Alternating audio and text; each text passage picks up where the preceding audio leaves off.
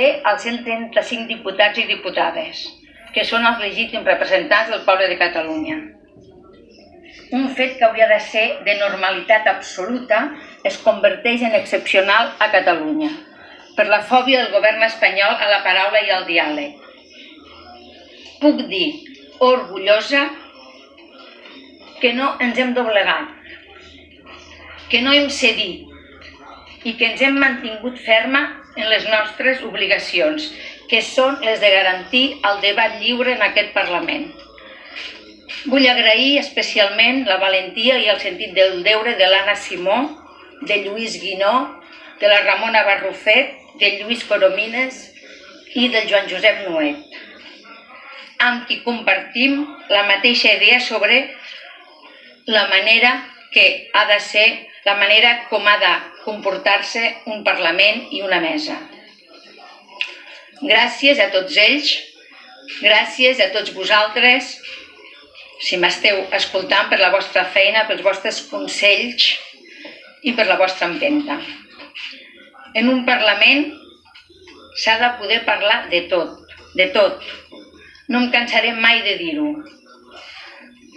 El dia que obrim la porta a la censura ja no la podrem tancar. És per això que considero que les persones que han d'estar al capdavant de la institució han d'estar disposats a garantir que tots els debats que hi ha al carrer puguin entrar a la cambra, ja siguin sobre la independència, sobre la pobresa energètica o sobre la igualtat entre homes i dones.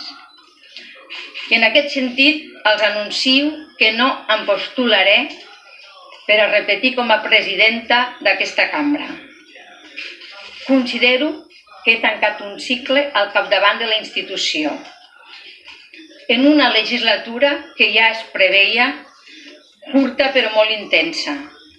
I quan vaig tenir l'honor d'assumir aquesta presidència, tenia clar que seria per un període no excessivament llarg i per un període excepcional com així ha estat. Crec que el nou moment polític requereix ara d'una nova figura lliure, sobretot de processos judicials. Deixo el càrrec orgullosa de la feina feta. Crec que he complert amb els principals reptes que em vaig marcar a l'assumir la presidència. Malgrat les dificultats, malgrat les situacions imprevistes, malgrat la judicialització constant i malgrat els errors, crec que hem fet una bona tasca, una tasca positiva al capdavant de la institució. És cert que ha estat una legislatura d'alt voltatge polític, amb una forta polarització, però he treballat per als 135 diputats i diputades de la cambra, 135 diputats i diputades als quals vull agrair la seva tasca perquè no tinc cap dubte que tots, des de les seves legítimes posicions, han intentat fer-ho el millor possible per defensar els interessos dels seus votants.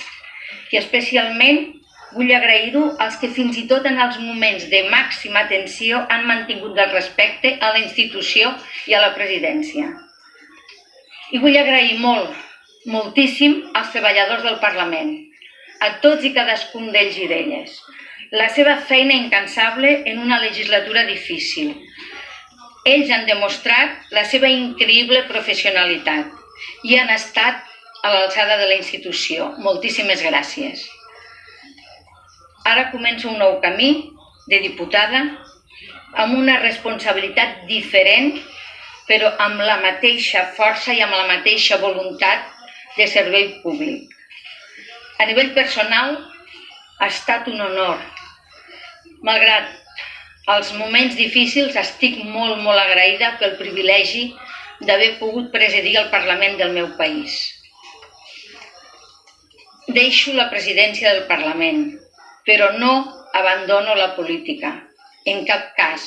Continuaré treballant per aquest país millor, més just, més democràtic i més lliure que tots volem i que estic segura que aconseguirem. Moltes gràcies. Si volen fer algunes preguntes.